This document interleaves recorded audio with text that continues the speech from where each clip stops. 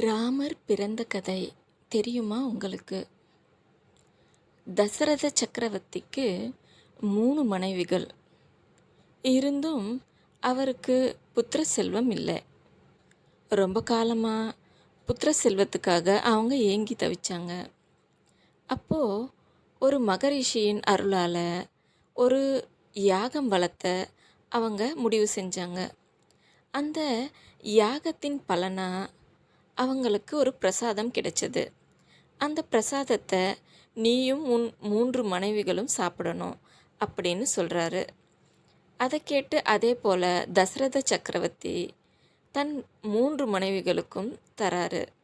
அதில் முதல் மனைவிக்கு ஒரு உருண்டை, 2வது மனைவிக்கு ஒரு உருண்டை, 3வது மனைவியை மறந்துடுறாரு. அப்போது தன் கையில் இருந்த உருண்டைகள்லேருந்து பாதியை முதல் 2 மனைவிகளும் 3வது மனைவிக்கு தராங்க. அவங்க அதை சாப்பிட்றாங்க. இப்போது முதல் மனைவிக்கு ஒரு ஆண் குழந்தை, அதுதாங்க ராமர்.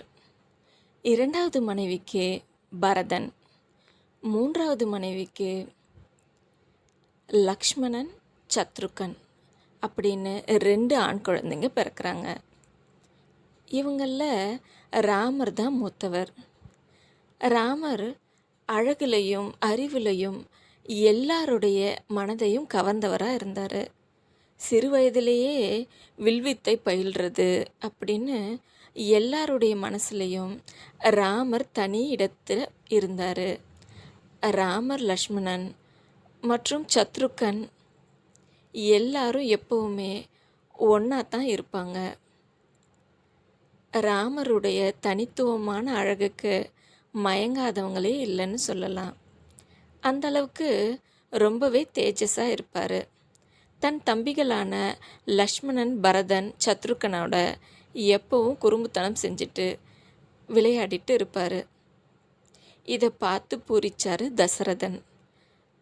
காலம் மெல்ல செல்லுது. குருகுலம் சென்று பயில நால்வரும் செல்கிறாங்க.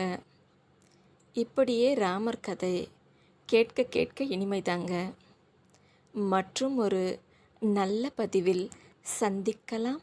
நன்றி.